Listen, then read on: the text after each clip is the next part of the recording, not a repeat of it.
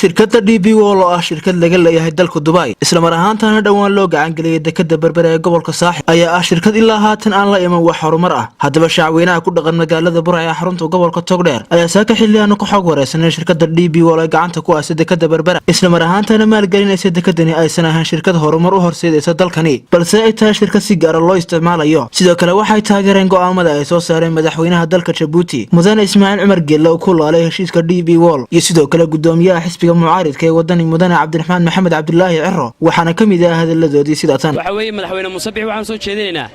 inuu hadii Ilaahay ka dhigo heshiisyada baaro dhammaan heshiisyada xukuumadda hore gashay waxa ku helaya kalsooni shacab inuu ku noqdo DP World iyo hadii Ilaahay ka dhigo saldhigga Imaaraadka inaanu maqlin nimankaas waxay sameeyaan jamhuuriyadda Soomaaliland waa jamhuuriyad madax bannaan laakiin madax bannaanida lafteedii waxay mugdi galaysaa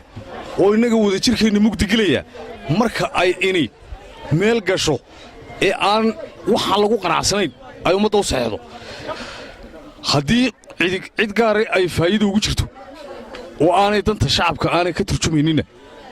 annagu waxaanu nahay ka bari baanu nahay shacabka haddaanu nahay ma ogolin DP waxaan u arkaa anigu gumaysi ku soo kordhay geeska Afrika Ismaaciil Cumar Geelle inuu ku saxayay baan u arkaa saaritaankiisa waan ku hambalyeynaya horta kun jeer baan hambalyeynaya aan leeyahay Afrikana waa u tarisay qarankaagana waa u talisay DP World waxaan leeyahay faday wax caadi tahay oo ummadda Soomaaliland danaw iyo dalkii dadka danaw ay tahay Maxamuud Xaashi iyo Morgan kii la bedelay iyo in Cali Shire waxaan ku saliday ee dhex joojiyaan garanay waan inta ku daraya dadkii lacagta abaara cunay heshiisku aamin kari mayno Maxamuud Xaashi aday tayna xaajaleetay aday Morgan tay aday lacagta abaaraha in lan ka hayne heshiis umadeed iyo hanti qaranka lu leeyahay anigu in lagu aaminay baan jeclay waana tuugna lama aamino waxa kale aan ku daraya kelmadda Soomaaliland waxay soo dagaalantay dekada Berbera dekadii Berberana maanta inuu ku aaminaa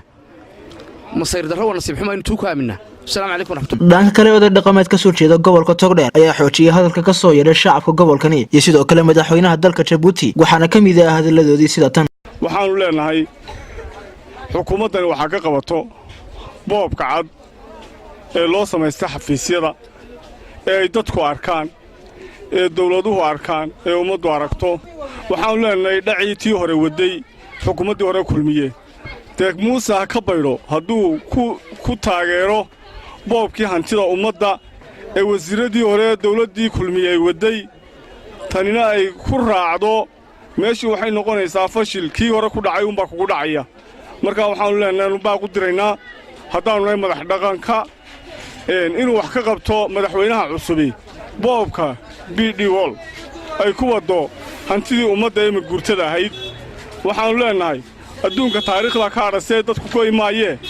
berberina wax gool la qaado ka weyne adeer kan noqaanu ku leenay barnaamijka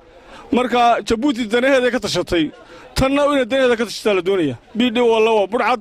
wadanka ku soo duushay isku soo wada xooriyo shirkaddan DP World ayaa ah shirkad ka soo shaqeysay dekada badan oo ku yaala caalamka iyo sidoo kale geeskani Afrika balse ah shirkad kaga timaada saameyn xun dekadahaasi waa Cabdiraxmaan Ciise telefishinka caalamiga GTN magaalada Burco